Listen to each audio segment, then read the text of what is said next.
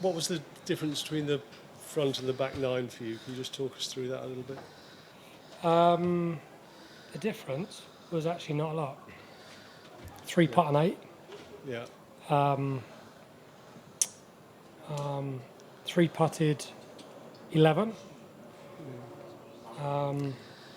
Drove it in my first bunker on 10. So just, a couple of bogeys around the loop, which was really frustrating. Just playing this course and the crowd. I mean, what's the most sort of support-wise, the most fun part of it? To be honest, every hole's been great. I mean, we've had, because of the way the golf course shapes itself, they're kind of one side or the other side the whole way out and the whole way back in. You only allow them to come in around the loop where they can kind of get in and have some food and stand in the stand. But the support's been amazing. Yeah, I mean, a lot of fans. I'm not sure the numbers, but I would think it's almost record numbers. Felt like you personally were getting quite a lot of support today. Was that something you noticed particularly? It must have been quite welcome after people talking about you being booed on the opening day. Are we still talking about it? No, I mean I was walking with you today, and I was. Did you hear one bad comment? No, I heard a lot of good ones. That's what I'm asking. But I'm going to ask you a question. Did you hear one bad one? No. No. Okay. So it's amazing how we still talk about one person that's 100 yards down the first, where there's conveniently a microphone positioned way down, halfway down the stand, and some young guy says boo, and it comes over on the TV, and you all assume I'm being booed on the course. You've just walked. Phil Casey walked 17 holes on day one. He's not here, but he was standing there the other day. But and the 17 holes he walked, there was not one comment. There was not one boo.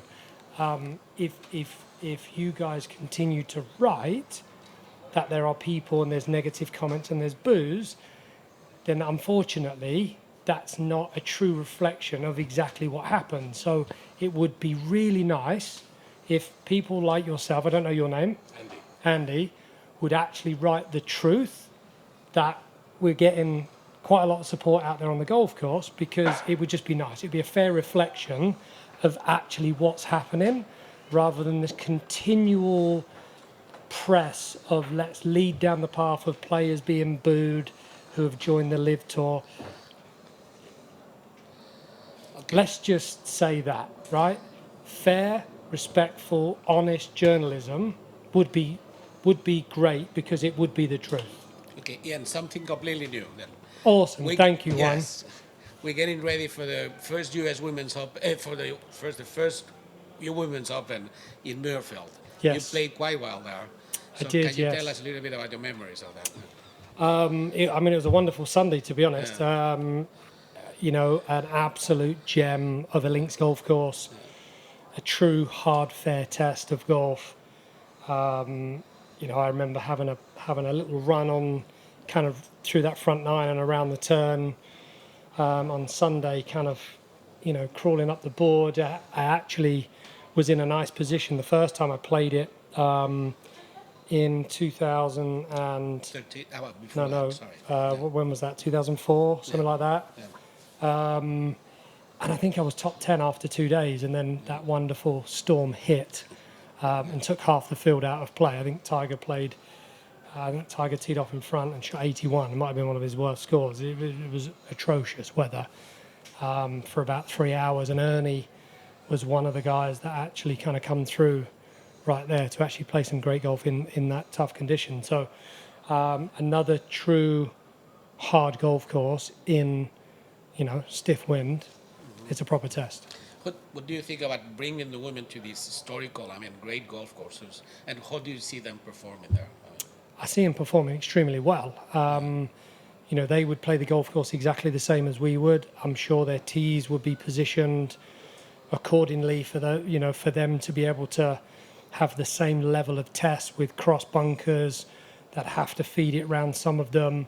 I think it's great. I think it's wonderful they get the opportunity to play, certainly the venues that we play on a strong links test. And the last one is, anything you admire about women's golf that men should try to replicate or imitate. They just hit it too straight. I mean, they hit it way straighter than we do. So, you know, I've got the utmost respect of, you know, how well they play their game.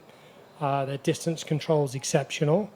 They've got wonderful touch. So, I'm envious of some of them. Ian, just before you go, well, I mean, clearly you're a bit fed up with some of the reporting that's been around. And we've kind of walked with you a bit and could see that you did get a good reception. Has that kind of altered, that mood music sort of altered your experience of this Open, made it a bit different? Because you obviously played a hell of a lot of them. This is my 5th Open at St Andrews. It will be my last Open at St Andrews. I've got my whole family here watching, so I'm here to enjoy myself. The reception I've had has been remarkable, to be honest. You know, I've enjoyed every part of it. It's been great not to read any rubbish in the press this week, which has been unusual for me to not read it. So you deliberately not? I've deliberately not read it, yeah. But just listening to some of the questioning is quite funny. But no, I've had a frustrating week on the greens. You know, for me, making 3-putt bogeys even from long distances is annoying. So, you know, as I walk off the golf course every single day, I'm really disappointed with the score I'm on, not taking, you know, the opportunities really on the 5s that I should have done as well this week. And, you know, I'm in the end going to walk away from this week, unfortunately disappointed with the end result. But nevertheless, you know, I'll enjoy tomorrow.